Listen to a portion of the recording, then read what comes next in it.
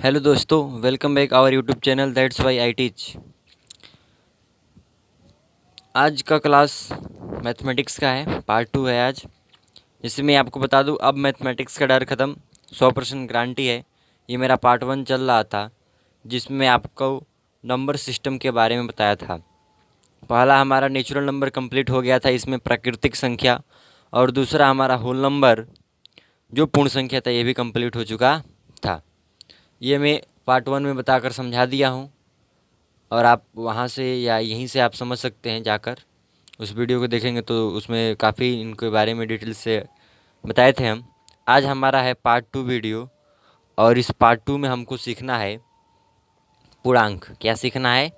पूर्णांक, क्योंकि पूर्ण संख्या के बाद हम पूर्णांक पढ़ते हैं तो अच्छा रहता है। देखिए, पार्ट 2 में हम क्या बताने वाले हैं आपको? पूर्णांक। इसको इंग्लिश में इंटीजर्स कहा जाता है। इसका आप परिभाषा बोल सकते हैं, सभी पूर्ण संख्याएं तथा ऋणात्मक संख्याएं पूर्णांक कहलाती है। सभी पूर्ण संख्याएं मतलब होल नंबर। हम बता दिए थे आपको, इसको W से प्रदर्शित करते हैं, और इसको हम 0 1 2 3 4 5 और आगे इन्फिनिटिव तक लिख सकते हैं। यही होल नंबर कहलाती है, और इसमें नेचुरल नंबर का सेट भी आ जाता है। ठीक है ना? तो यही पूर्ण संख्याएं होती है। तो कह रहा है सभी पूर्ण संख्याएं तथा ऋणात्मक संख्याएं।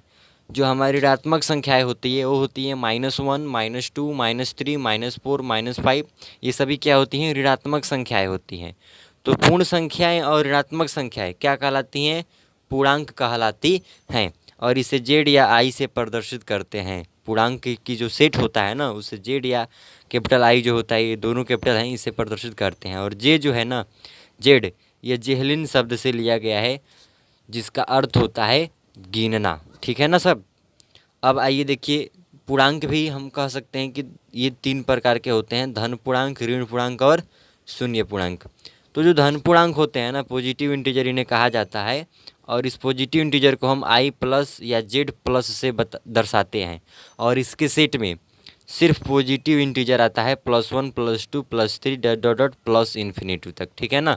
फिर इसके बाद हमारे पास आता है ऋण पूर्णांक, जिसको हम नेगेटिव इंटीजर कहते हैं, और इसे आई माइनस या हम इसे जेड माइनस से भी दर्शाते हैं। और इसके सेट में जो आता है वो आता है negative integer -1 -2 -3 dot dot dot minus infinitive. Okay दोस्तों, फिर आपके पास आता है शून्य पूर्णांक, जिसको हम जीरो इंटीजर कहते हैं, और इसको हम स्पेशल तो किसी से डोनेट नहीं करते हैं। और इसके सेट में जो हमारा आता है एलिमेंट, वो आता है सिर्फ 0। तो ये 3 विभाग है हमारा पूर्णांक के।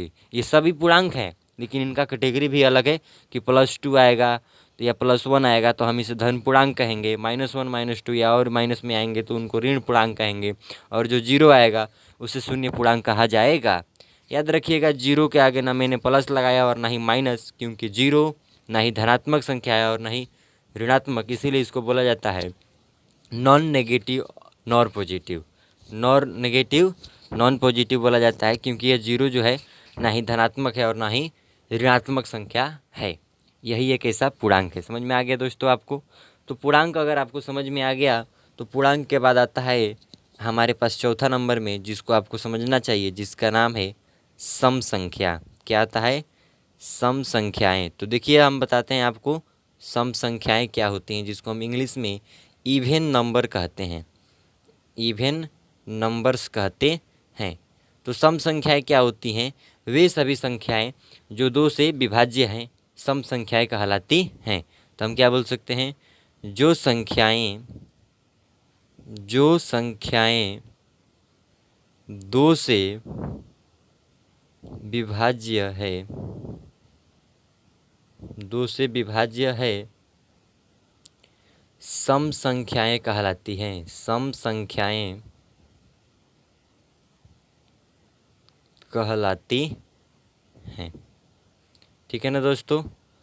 जिसमें अगर हम 2 से भाग देते हैं और 2 से वो पूरा कट जाता है, जैसे बिना दशमलव का यूज किए, तब हम बोलेंगे कि वो सब संख्याएं हैं। तो इसका एग्जाम्पल क्या हो सकता है? हमारे पास 2 हो सकता है, 4 हो सकता है, 6 हो सकता है, डॉट डॉट, मतलब जो 2 से पूरा कट जाए। जैसे मान लीजिए, अगर मैं 6 में 2 से भाग देता हूँ तो हम क्या लिखते हैं? 2 3 6 लिखते हैं कि नहीं? तो ये कट गया, 6 क्या हो गया? पूरा कट गया। लेकिन अगर आप कहोगे सर 3 भी तो कट सकता है 2 से, 2 एकम में 2 और एक आ गया, यहाँ पर हम पॉइंट लगाकर यहाँ पे एक दशमलव के लिए 0 बढ़ा सकते हैं और 2 पच्चे 10 कर सकते हैं।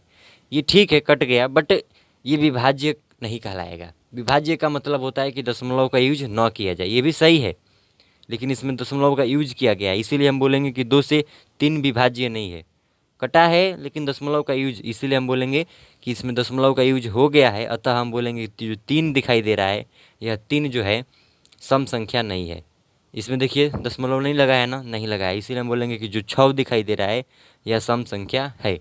तो जिसमें दशमलव का यूज किए बिना हम उसे 2 से काट सके, तब वो हम सम संख्याएं बोलेंगे। जैसे यहाँ पर और आप लिख सकते हो क्या, 8 लिख सकते हो, 10 लिख सकते हो, 12 लिख सकते हो, 50 लिख सकते हो, जो पूरा कट सके। ठीक है ना दोस्तों। दूसरा आता है इसी प्रकार से हमारा 5वां आता है, इसमें आता है विषम संख्या। इसका उल्टा होता है जस्ट, विषम संख्याएं। तो विषम संख्याएं क्या होती हैं, मैं आपको बता दूं। विषम संख्या को इंग्लिश में कहते हैं हम ऑड नंबर। क्या कहते हैं दोस्तों, ऑड नंबर कहते हैं हम इसको, ऑड नंबर्स कहते हैं। और ऑड नंबर्स क्या हैं, जो संख्याएं, यही इसी से परिभाषा हम इसको बता देते हैं, जो संख्याएं 2 से विभाज्य नहीं है, विषम संख्याएं कहलाती हैं, विषम संख्याएं कहलाती हैं। देखिए दोस्तों,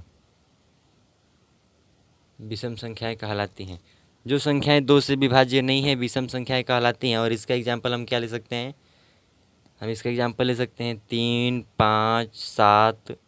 ठीक है ना दोस्तों। और क्या ले सकते हैं, 9 ले सकते हैं, 7 9 के बाद हमारा 13 ले सकते हैं, 15 ले सकते हैं, और 17 ले सकते हैं, और 19 ले सकते हैं, 21 ले सकते हैं, 23 ले सकते हैं। तो ये सभी संख्याएं जो दिखाई दे रही हैं, ये क्या है, विषम है। क्यों, क्योंकि 2 से भाग देने पर इसमें दशमलव लगाने पर कटता है। तो हम तो बोले विभाज्य का मतलब होता है कि बिना दशमलव के, यही हमारा फ़र्क है। विभाज्य समझना है, विभाज्य का मतलब होता है ऐसा संख्या जिससे कटे तो वो बिना दशमलव के पूर्ण रूप से कट जाए। ठीक है ना दोस्तों।